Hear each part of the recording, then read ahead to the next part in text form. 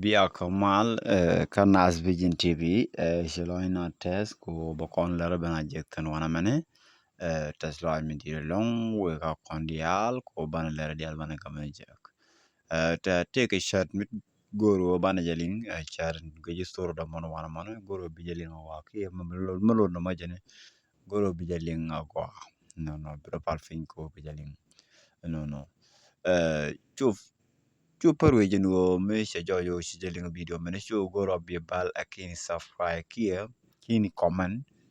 kini $1 ka ku video kama me ko mi shele ngoro be mi $1 ka ku de go kon bo gor kon idea na bana goro de ti mi $1 ka ku de ka show follow bi subscribe kia bi jala kia bi share goro bi ti ton bi kalat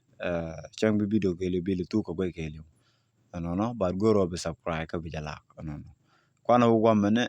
na me wood mi jalo kwa kane mol daro ala mol daro ti mul te joge cha chudu ngo but mul le nyam kan chudu ngo no mul te joge si kwach si jen che mol te joge che bongo che mul te nyam che wuju jang karaje nong ni mul mi be chomo me be kulo nan na me mi chikono non kono kamen to kontanata ta ante ka kon ke this time ko any din nyam lan ta ku ko go ni dong de ken kon lead go ku kala wame ja ken kon ko kola problem don la quran dor le jek ke karan o mi che baga gaji kie hikula la guanter bamat ka guanter bokul tan nyam mi chukul ka yin yal bi je limni mat ko ko no no biram te jok be chu kie biram ku ingu be chu kanete nyam chicken chuch ayen gu yana ka tur na me ala mulun de jok chu ni na long ko jale tale chiok ko mulun te nyam take choda mi jal ka jo ko mulun te jok tale chiok mi chu go je na me yudo kon no miti niam karame nong no bi gwani jen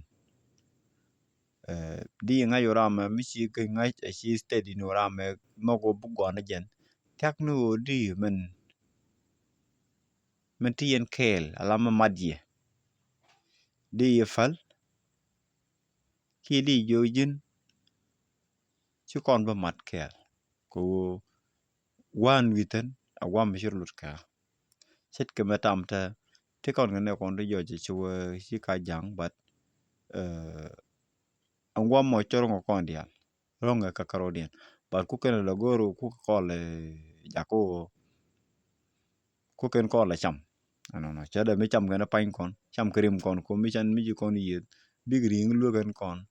baran pe ge yo ron ki beran ro declare ti mi chalat ko to ken ko ken joje cham ken ke cham gana pain nan kon ne ko tin o men chum ne ma de wa ye o please mi jira mi te karan mi joje ngi yo la dal mi shira me goro be yelo ma ko sha ka lon ko lo goro brotit ko be ben gi jikpo bi jogi ne matwo ne goro bi arotit ke je mi sene mane goro bi ulinga lenga shilinga mono ke lenga chala damo ke lenga bi ulinga ono en turna me o goro bi comment bi drop o goro bi notification bell bi je twan notification bell bi twan ko ane news biben ba wala ci bu wati tan bi atemal to don't forget to be subscribe